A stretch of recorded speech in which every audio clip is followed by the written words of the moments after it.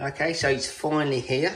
We've got the T3m mid motor now in stock. Unfortunately, it wasn't ready for the end of March, but they're available now.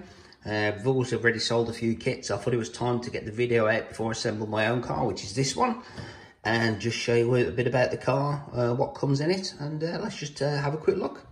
So as you can see, the car beautifully assembled as always. It's obviously got the ECS joints again up front.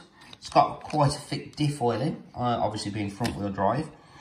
And you see there's your front belt. Everything compared to our current T3m is moved much more forward. We have a different top deck. That's something new we've seen. We just move to the rear. It looks like they've made a diffuser on the rear connected to the chassis. We have our wonderful roll bar system, the same as the T3m. Again, RAS shocks are fitted on the car as standard. So let's just have a look. Let's see what else we've got in the box here. We've got our race up stickers, fantastic. A few little bits of notes just to say what the car is. There is a warning, just to advise you that if you are going to run the motor on the right, you must reverse the motor on the speed controller.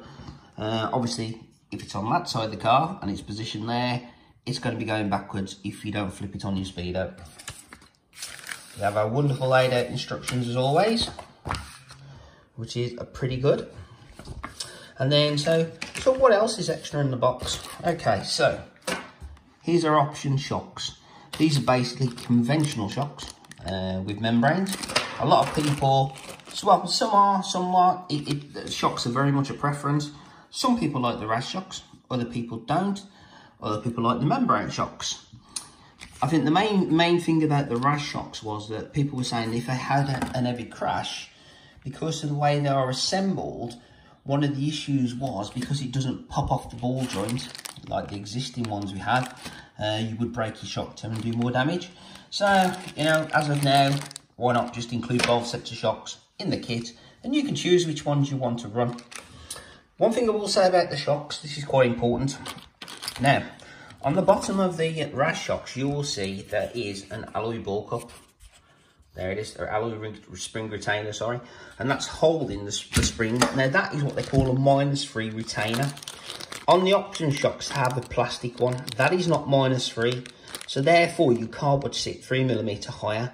So when you fit these springs, these shocks, we recommend you change that collar and put that collar on these shocks. Otherwise, you'll have problems obtaining the right height of 5mm. Right, let's just show you guys.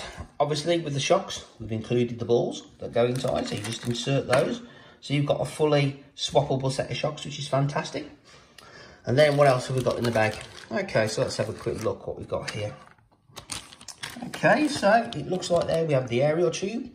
We have some optional pistons for the RAS shock, so if you want to configure them, including ones you can drill yourself if you want to make your home configuration.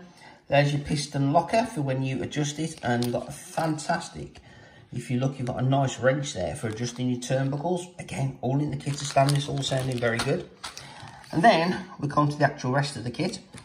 Giving you opinion, not sure what ratio and that puts the car on at the moment. I've not really looked into it. Like I said, this is the first I've opened it. You've got some optional battery mounts, which is fantastic. I assume that's going to be for the shorty lipo. So you can put your shorty if you want to put your shorty across, which is great. In addition to that, there's your actual body posts. Now, the body posts, most people are doing now is the mounting them across the back. So that allows you to have a little more traction, and it just makes the car feel a little nicer to drive. What I will say is it can be quite tricky to mount, so be careful when you start hanging the body off the back. It's all possible, and it's a nice feature.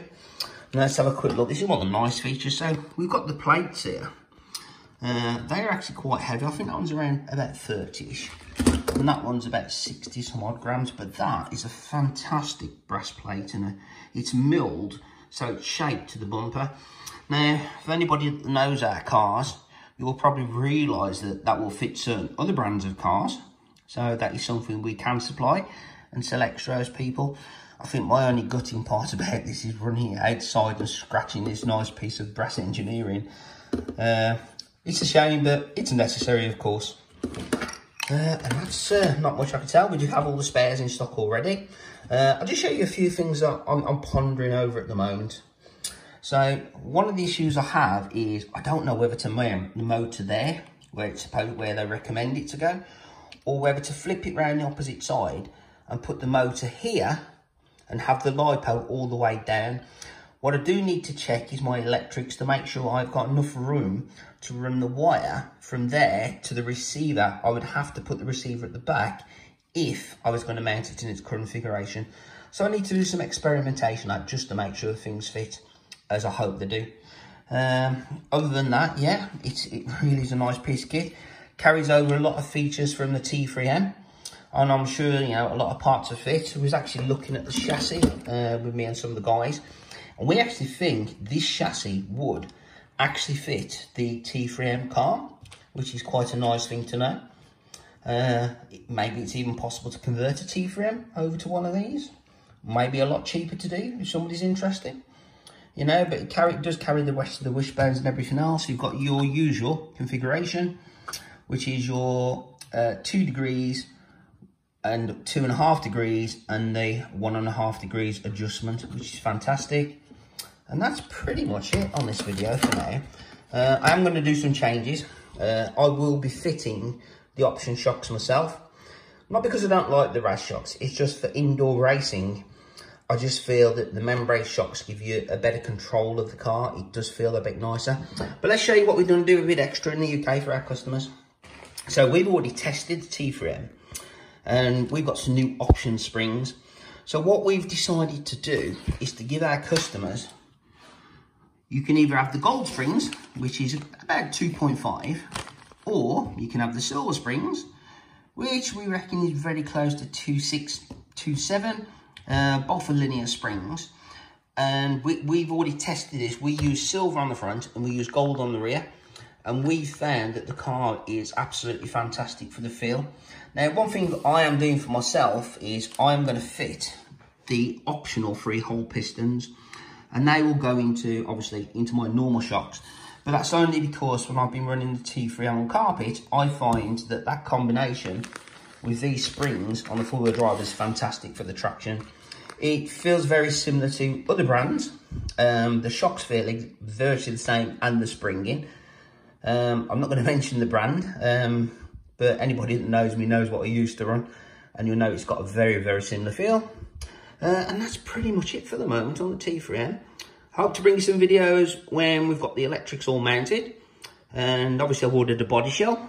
And speak to you all soon. Thanks for watching.